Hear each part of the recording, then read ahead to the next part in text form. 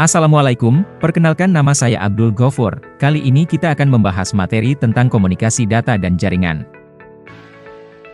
Deskripsi singkat, yang pertama komunikasi data merupakan proses pertukaran data antara dua perangkat melalui media transmisi. Media ini dapat berupa kabel kawat, serat optik, atau gelombang radio. Kemudian ada jaringan komputer yaitu sistem yang memungkinkan lebih dari satu komputer untuk saling berkomunikasi dan berbagi sumber daya seperti printer dan file. Selanjutnya relevansi di mana pengembangan teknologi jaringan terus-menerus karena peningkatan pengguna internet di seluruh dunia. Materi ini akan membantu mahasiswa memahami dasar-dasar teknologi informasi dan penerapannya dalam kehidupan sehari-hari. Manfaat materi ini adalah kita dapat memahami konsep dasar dalam pengantar tata kelola teknologi informasi dan mampu menjelaskan dan memanfaatkan teknologi informasi secara etis dalam berbagai aspek kehidupan. Komunikasi data adalah pertukaran data antara perangkat melalui media transmisi. Ini melibatkan penggunaan hardware, perangkat fisik, dan perangkat lunak, program. Tujuannya untuk memastikan data dapat dikirim, diterima, dan diproses dengan efektif dan efisien. Karakteristik dasar komunikasi data yang pertama pengiriman di mana data harus dikirim ke perangkat yang tepat dan hanya diterima oleh perangkat yang dimaksud.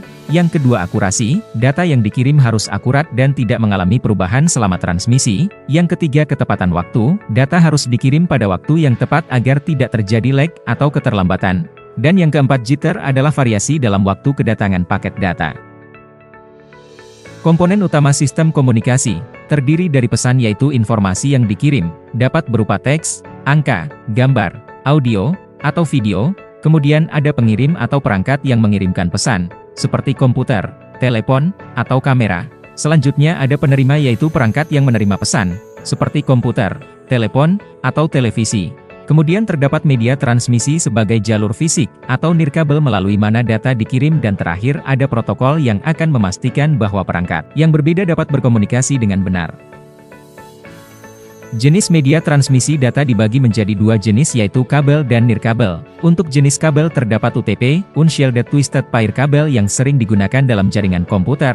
Selanjutnya kabel koaksial yaitu kabel dengan dua konduktor terpisah oleh isolator. Sering digunakan dalam televisi kabel, dan ada kabel serat optik, fiber optik di mana kabel ini menggunakan gelombang cahaya untuk mengirimkan data.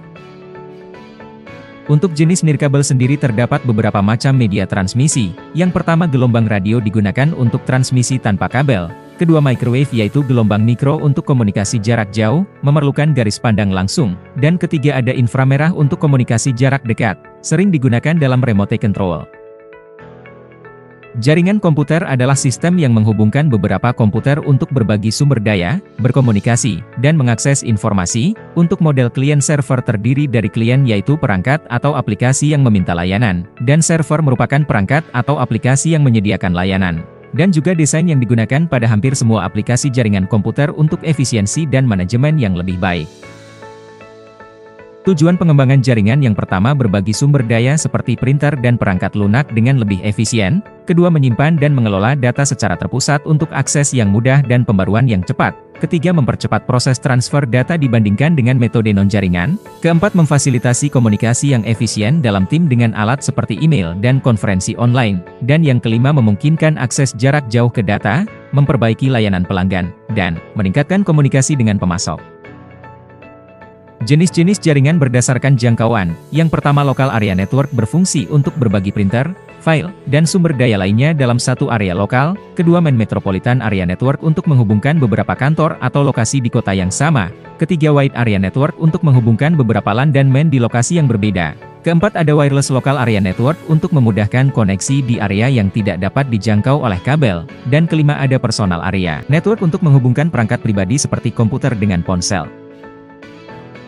Kesimpulannya, komunikasi data melibatkan pertukaran data antara perangkat menggunakan media transmisi seperti kabel dan nirkabel.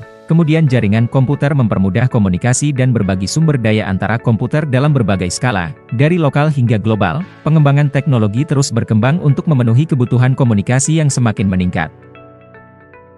Sekian dari saya Abdul Gofur.